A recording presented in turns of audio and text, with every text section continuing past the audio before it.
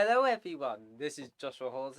Once again, I am joined by Jacob Silver to do what we did for Black Widow. Sorry this is late. The film came out months ago, but he saw a bit later than me then. And it just we were never both really... ill, weren't we? You had COVID, I had a cold, so... Yeah, and it never worked out any earlier. So that's just why. But we're here now. At least we did it. Better late than never, you know. Yeah. So if you enjoyed this video, make sure you like the video, subscribe, turn on notifications. Guys, real thing. Why are you not subscribed? Yeah. There's probably like 50% of you that aren't subscribed, and Josh is 3 subscribers from 100. Yeah. Like, this is outrageous. If I don't see Josh hitting 100 after this video, I'm gonna cry. I am. I will. Okay. Yeah. Of course, you have your own YouTube channels and Twitch. They'll all be linked in the description below for you if you want to check that out. I guess we'll just get started with the spoiler talk for Shang-Chi. First of all, I'll just ask you, what were your overall general thoughts about the film before we go into more details and stuff? I really enjoyed it. I think it was nice going back to the theatre and watching a sort of bigger Marvel film, because obviously we discussed in the Black Widow spoiler talk about how we'd seen Black Widow, and Black Widow sort of was overhyped, and it was sort of everyone expected a big Marvel movie. Yeah. I feel like this obviously wasn't like Endgame level of Marvel movie, but this was a higher level than Black Widow. Sort of, I really think this was a really good movie. I kind of agree. It wasn't the case with Black Widow. Because Black Widow was a really good film, but it was deep. It had quite a bit of flaws, I felt like, with the film. This one, yes, there is one main flaw I have, but that's not necessarily a problem with this film, which we'll talk into. That's just a problem with Marvel, the MCU in general, which we'll talk about. Overall, I love this film. I think so far it's probably the best film to come out this year. Yeah. There's of course a lot of more exciting stuff coming out with Marvel. No Way Home is my most hyped film. Me too. Yeah, but there's also stuff coming out outside of that. Like I'm a really big fan of Ghostbusters, and they've got Afterlife. So there's a lot of cool stuff coming out this year. 2020 is going to be nuts. Not 2020. 2021. 2022 is going to be 22, brother. It's going to be nuts because there's so many big scale blockbuster films, not just for Marvel, DC, and whatnot, that were postponed because of the pandemic and now are coming out. I think as well with Shang-Chi, I think I enjoyed it more because with Black Widow it was a great film, but it was very much, what bearing does this have on my life? Because this has already happened. We already know Black Widow's dead. Whereas with Shang-Chi, it's sort of, it's got more importance for what's coming. Because exactly. It's I see this and now, oh wow, this is the future. We're gonna see more of this in the future, and I'm excited for that. Because it was. I think another reason why Black Widow did well is because we had those Marvel shows that were building up to something. Yeah. Then we had the big film that didn't really do much. Which I think that film would have, if they made Black Widow a TV show and Loki the film, it would have worked a lot better. But I could agree with that. Yeah, but let's go into the only real flaw I have, and that's the villain part. I'm not saying about the character's performance. I thought the villain was incredible with his performance. But of course, it's a spoiler talk, so you were already spoilers. Warned. He dies by the end, so he's not a real legitimate long-term villain, which the MCU, to be honest, struggles with. The only real long-scale villains have is Loki, who they've made a good guy, and Thanos. Really. Killmonger, I thought, was a great villain, but they killed him off. Yeah. So I think this is not anything against his performance, because I thought he was fantastic. I forget his name, but I thought the villain who played the Mandarin, the main villain, was fantastic.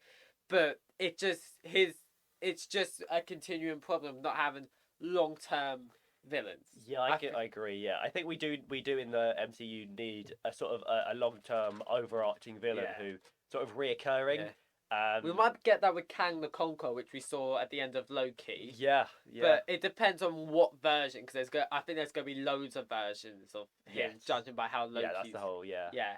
So, that's kind of one thing. And another thing about the villains thing, with Wanda, I felt like they kind of... I wouldn't say she's going to be a full-on villain, but I think she's going to be one of those characters that isn't the villain in certain situations. Yeah. So I have a feeling, by rumours, for Doctor Strange Multiverse of Madness, which she's going to be the villain of that story, because at the end of WandaVision, we hear, in the post-credits scene, she somehow hears her children, which, because we found out if you look at Disney Plus and the timeline order, WandaVision actually takes place after Loki. Oh wow. So this has led people to believe she's hearing those children from another multiverse. So she's going to tamper with the multiverse, which is going to cause a multiverse of madness for the multiverse of madness. And so in that situation, she will be the villain. But I feel like she's not going to be a proper villain. Like by the end of the day, when a character ends, she will end the hero.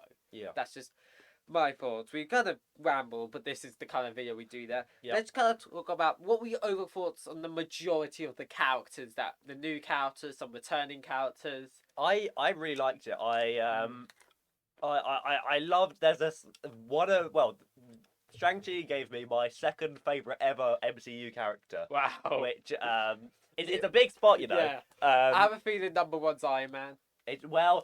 If we're talking serious characters, sure, Iron Man is number one because he's my favorite sort of MCU superhero. Yeah. My favorite MCU character is Korg. I love Korg. Korg is amazing. Yeah. So by that you may be able to guess who my second favorite is, which is Trevor. Trevor in Shang-Chi, I thought Trevor was amazing. Yeah, I wasn't a big fan of Iron Man 3. I made that clear. I felt like Iron Man 3 was probably the worst MCU film. It was fine, it was watchable, but I had a lot of issues with it. Yeah. And this is where they kind of acknowledge this film also played upon retconning the mistakes of Iron Man 3, I felt like. And they kind of put him more in a positive light. Yeah. Because in that film, he was main the source of a lot of backlash for the decision to not have the proper Mandarin in the film. Yeah. So whether his performance was good, which was actually alright in that film, that didn't matter because wasn't the right decision in my opinion.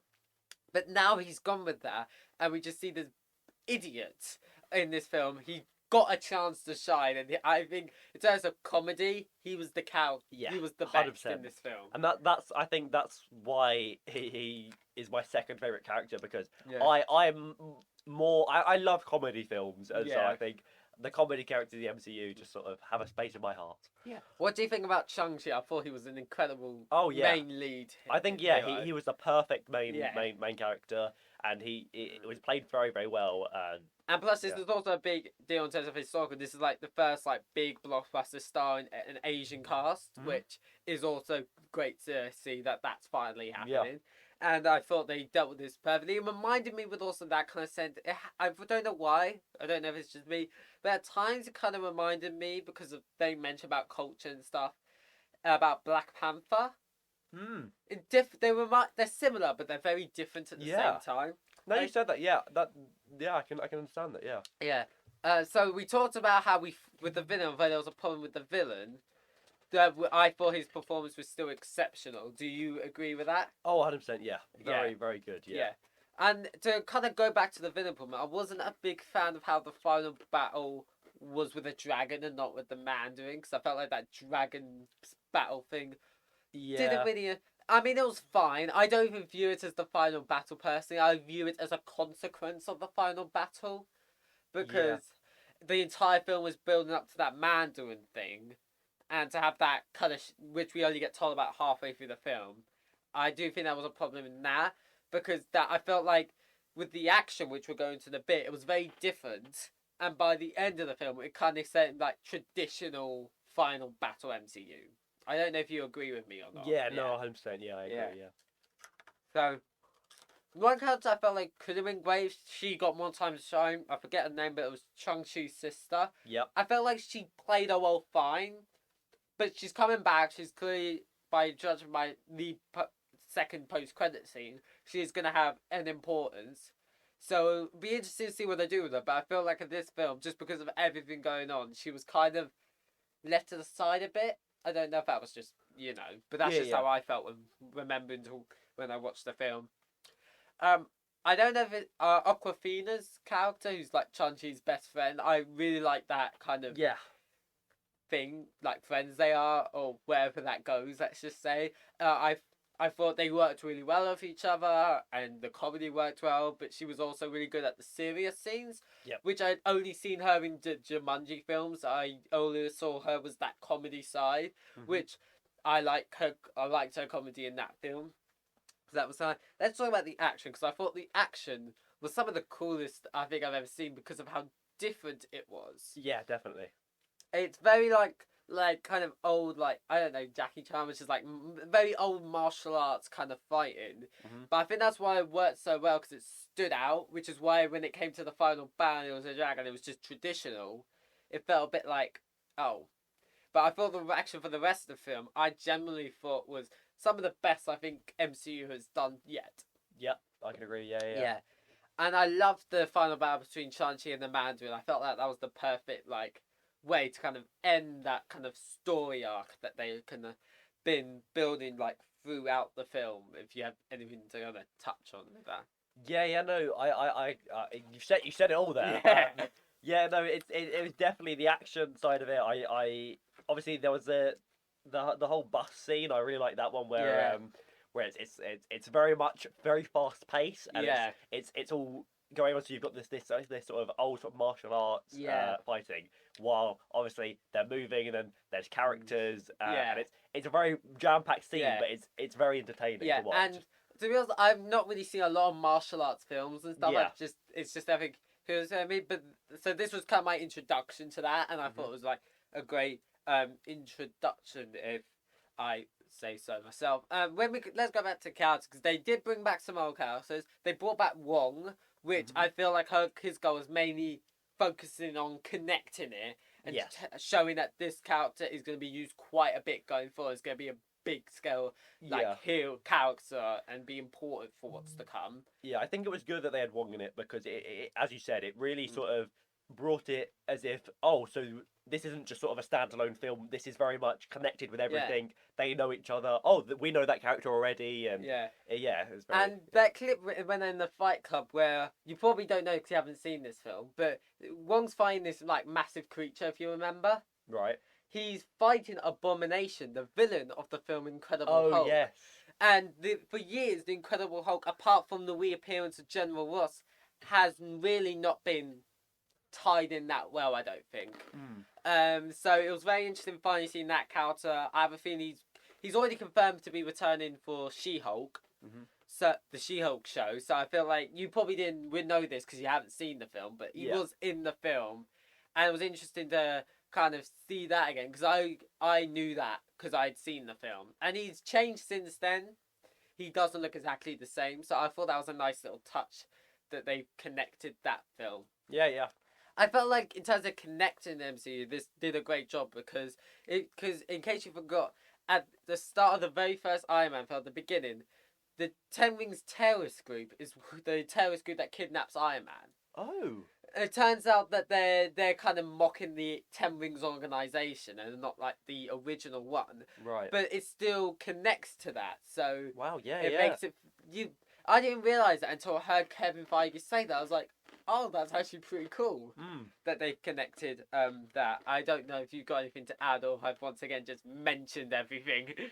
Yeah, I didn't even realise that. That's very, very interesting, yeah. Yeah. Okay. Let's maybe talk about the plot now, because the general story. We've talked about moments and stuff, but we've talked about the story. I thought this was definitely one of the most interesting stories they've kind of told, because it was... Yeah. I love it when people, they try something different. I felt like this was a very different way of viewing this family's kind of trilogy, acknowledging that they're still a family when it comes to Shang-Chi and his father, acknowledging that they're still family but having complete disagreements. I felt like the relationship was laid perfectly. It wasn't just simply I hate you, but they also showed that there's probably something he cares about, but he just made the wrong decision when his mother died to, instead of be there for them, just be a bad guy again. Yeah.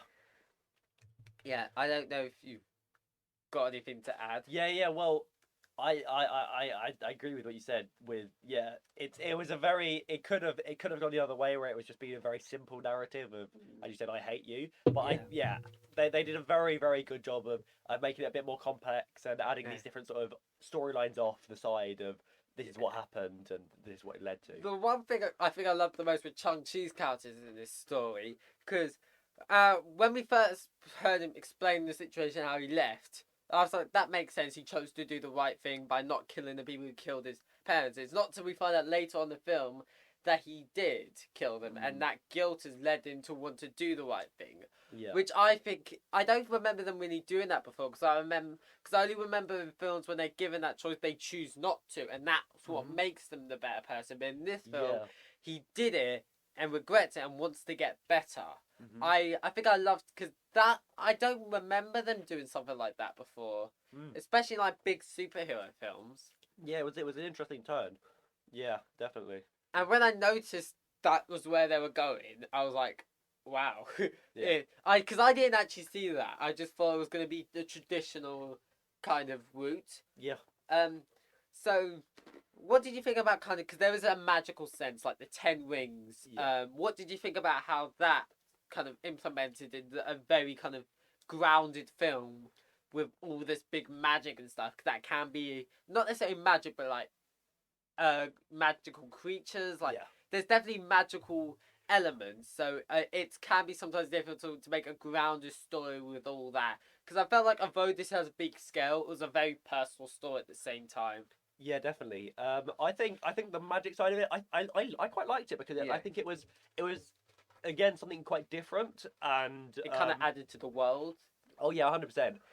It's the same way as we were saying about the fighting earlier that was different. I think this film, it obviously has similarities to other Marvel films, and it sort of obviously had the Marvel sort of feel to it. Yeah. But at the same time, it was very different, but I think it's definitely the way that Marvel needs to go in sort of implementing new things. Like, I really liked it. Because if they don't, people are gonna view Endgame as the end. Yes. And not really care about what they do afterwards. I think I agree. It's definitely very important that Marvel keep moving with it. Otherwise, Endgame is the end of the MCU. Yeah, it will be for a lot of fans. Yeah. So they just gotta make sure they stop that from happening. I think though Shang-Chi was a very good sort of one of the first sort of moves after Endgame. Obviously, it's not the first movie, obviously, but I think it was a very good sort of different movie. Yeah, because even everything we've seen before is from returning established characters starring. Wanda and Vision return,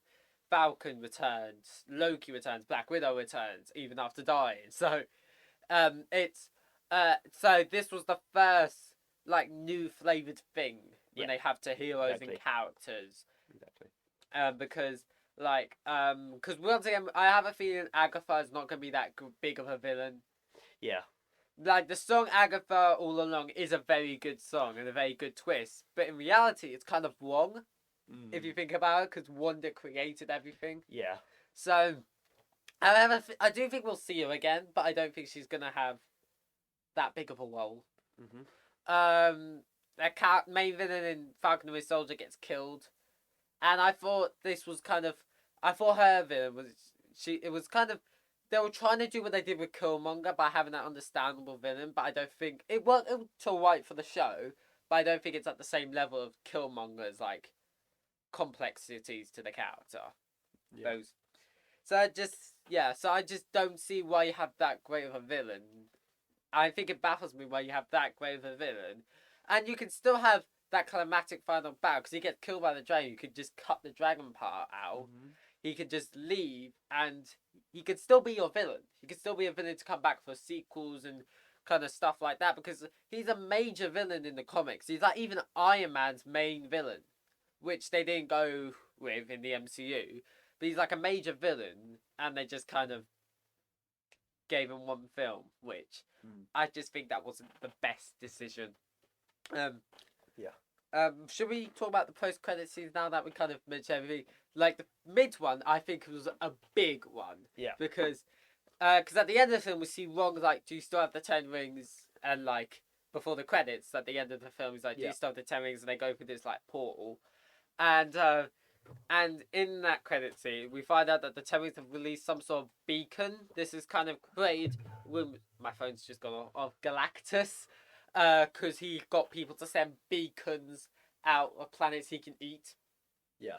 So that'll be interesting. Sorry, go over there. So that will be an interesting thing if they do that, but they didn't go too much in that. But I think one of the interesting things is that we see the Hulk, but he's no longer Professor Hulk. He's Bruce Banner again. Yeah. I think the reason they did that is because not a lot of people were pleased at how his character arc with that story of the Hulk was solved off screen.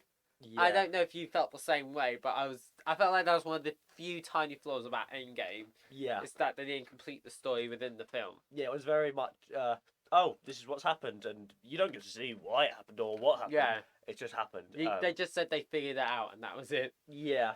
So I think this is them kind of realising that mistake. And then Captain Marvel was also here, so he seems like he's... Because I do think they're going to do another Avengers film just with new Avengers. Yeah. I think Shang-Chi is going to be one of the main ones, if they're going to release him... if they're going to bring him so early on in Phase 4. Yeah.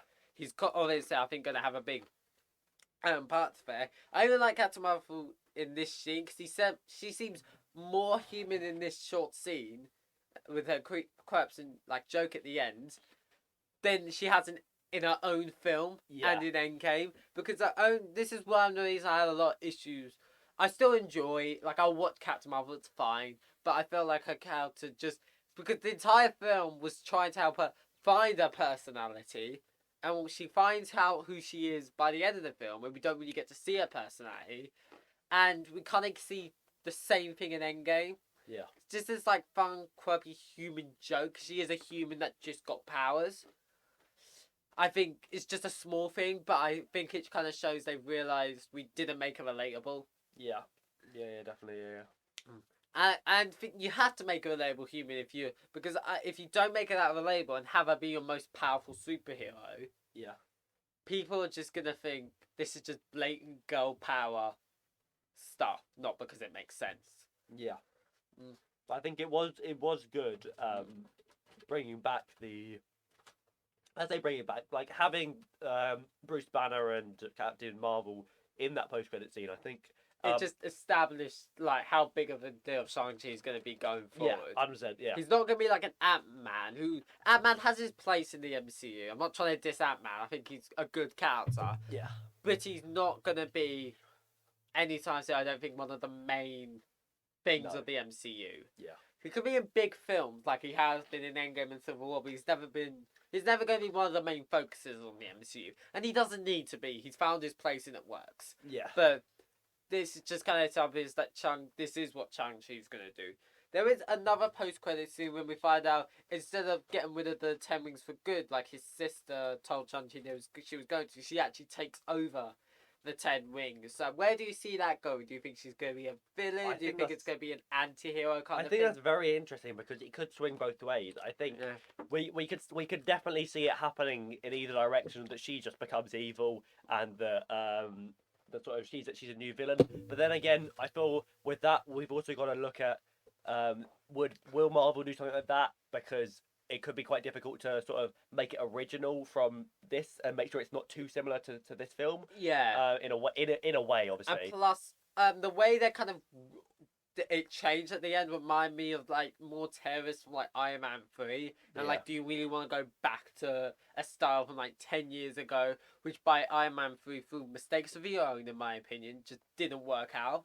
Yeah. So it is interesting to see, because it is coming back, and I do think the 10 Rings will have some sort of importance going forward, because they've had importance since the beginning. One thing I've kind of noticed is that they're kind of this underworld kind of like causing chaos without anyone knowing. There's a lot of them, of organisations like that now. We had that when S.H.I.E.L.D. was with Hydra. Like, I've just noticed they had the whole Black Widow plot of like the assassins. Like, how many secret organisations terrorising the world are there? Yeah. So I think they are starting to overplay that kind of feature. So I hope they don't continue the 10 Rings being this secret organisation, because we've had enough of those, in my opinion. So what do you think we're going to have in terms of shows and films going forward? I'll be shocked if there isn't a Shang-Chi sequel. Like, I'll be shocked if they don't do another sequel. Yeah, I think we definitely need a sequel to that. Yeah. Could you see anything kind of branching off of that? Maybe it's just a show or something to establish Shang-Chi's like sister. They haven't confirmed anything. I could definitely see, because there's so many interesting characters in Shang-Chi, Yeah. and so many sort of ways they could go, and I definitely see that a second movie definitely makes a lot of sense, Yeah. and also a TV show could also work well, looking at maybe one of the smaller characters, or even at at Shang-Chi, the main character. So I think and the one thing I think um Disney Plus shows work well with underutilized characters because they give them like time to shine. Yep. So I think I wasn't sure if that would really work for an established hero now. Yeah. So that is something I kind of will say. Is there anything you really want to add? We've got maybe we could talk a bit more about Trevor's character, because we briefly said how we thought it was brilliant. And there is actually a short film that they did that actually ties into this film, but they do explain it in this film. It's basically like how he got captured. Right. To get in prison, because of course the man will be a bit annoyed if you find out someone's been mocking you, and is this like idiot who's been doing it. But I think his comedy worked so much better in this film, because in Iron Man 3, it just felt like the comedy was just, it annoyed fans. Really, it wasn't, even if it was done well, it just annoyed fans a lot, because that's not how you should be treating the Mandarin. But yeah, they used that. I'm not necessarily saying it was good that they made those mistakes in Iron Man, but they made an incredibly funny character because of the mistakes done by Iron Man, which is making the best you can with the mistakes you've made. Yeah, and I think as well with Shang-Chi, I quite liked how they used the character of Morris with Trevor no face. To work together to sort of make a sort of the funny side. I really, as I've said, I really like comedy, and I like, obviously I know Marvel movies are they're predominantly obviously superhero, but I also I do like the comedy side of it, because I think it sort of helps change it up, and it can help keeps the viewer interested, and it makes it more enjoyable. They're definitely finding the right places comedy, because there's sometimes Marvel chooses the completely wrong place for the comedy. But I felt like Shang-Chi was a step in the right decision, putting in the right place. Some people would just be done with the comedy as a whole, which I'm not. I just feel like you need to pick the right places, which I don't think that Black Widow did all that well in some scenes, but I felt like they did that a lot better here by having, because when I first saw Trevor, I thought he was going to be a fun cameo thing, and he wasn't going to be a main thing of the film. Someone said that, I watched people reviews, and people saying there's this character in the film that you don't think is going to be in the film that much, and he turns out he is. I think they will talk about Trevor, because I kind of didn't think he was going to, especially going into the film, you wouldn't think he's going to be like a big villain. Not villain, sorry, I mean character. Yeah.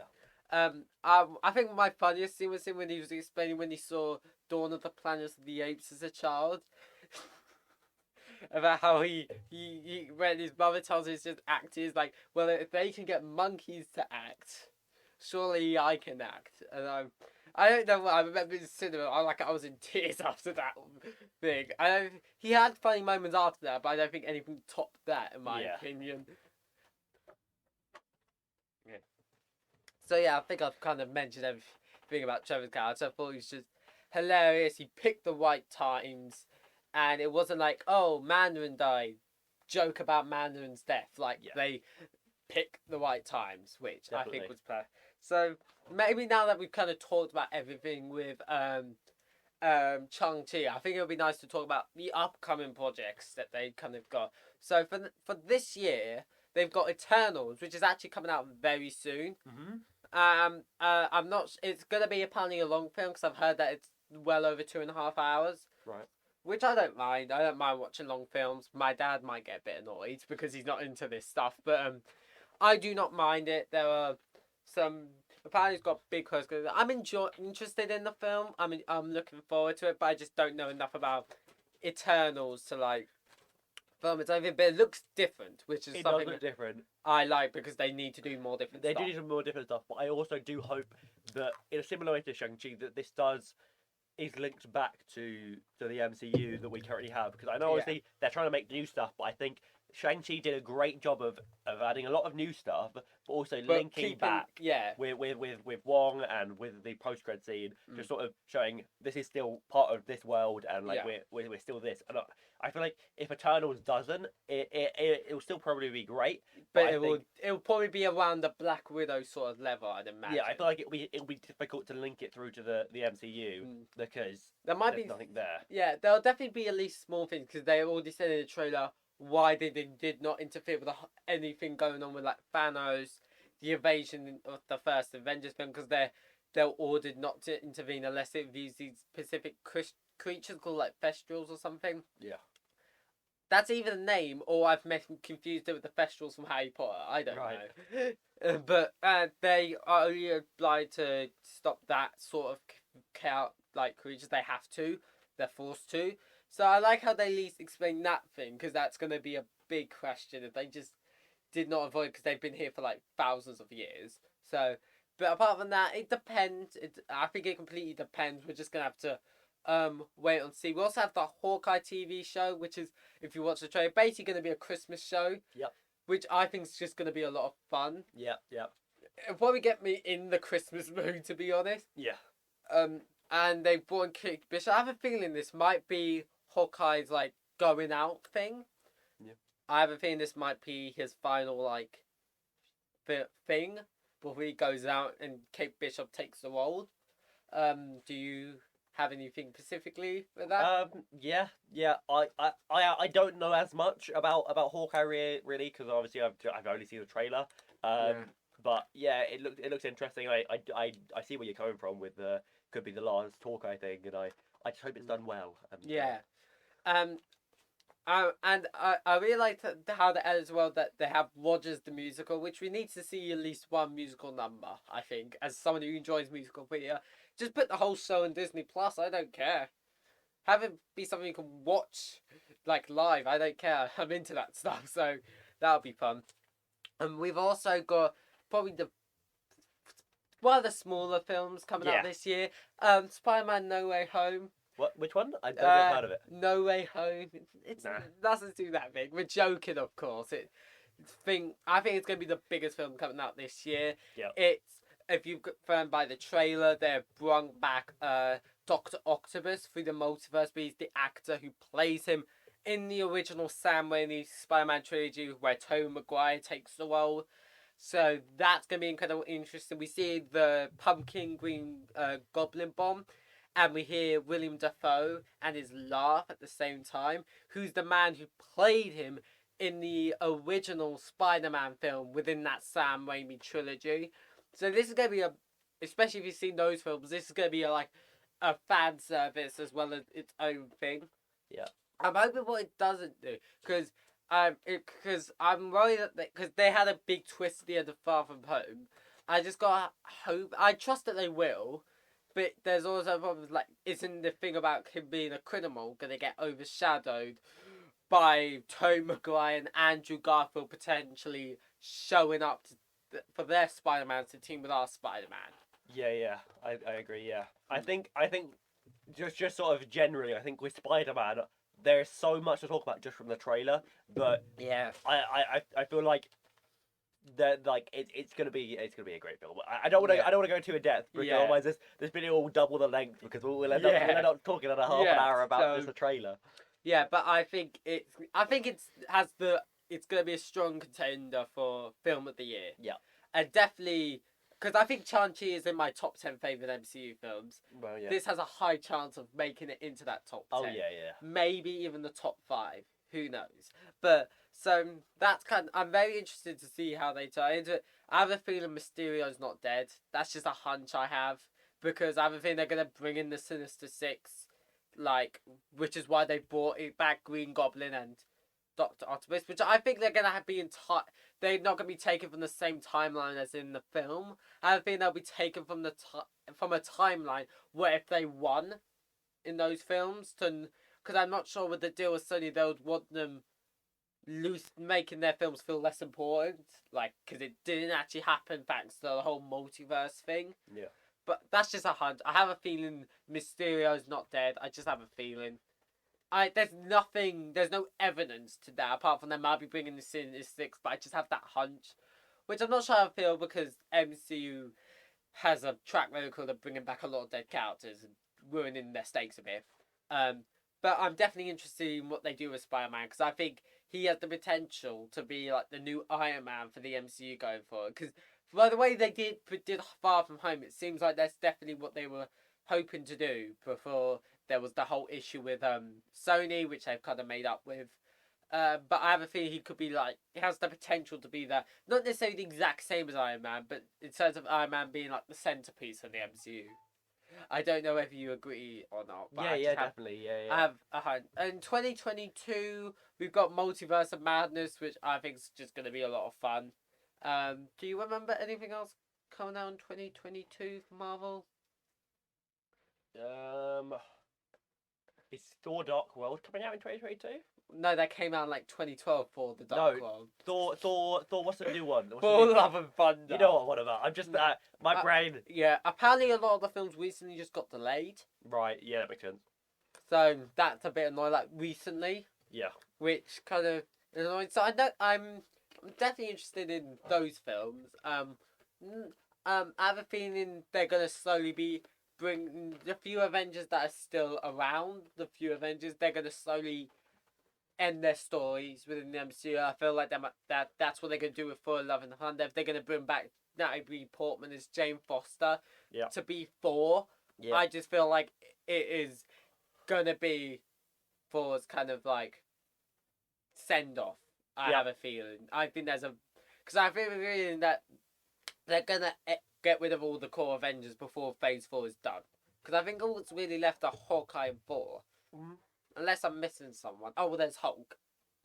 Which, they may even do that for She-Hulk. They may even have him be, like, they might have She-Hulk be the new Hulk and have Bruce Banner's story end. So, I think there's a strong chance of them doing that. That's just, they are doing a Fantastic Four film. They've not confirmed the release date or anything. They've just confirmed it's happening. Do you know anything about the Fantastic Four? No. I've watched the original Fantastic Four films. They're not very good. I'm going to be honest with you. They're not very good. Chris Evans played the Human Torch in them. So that's something, but he didn't really get big until Captain America. Yeah.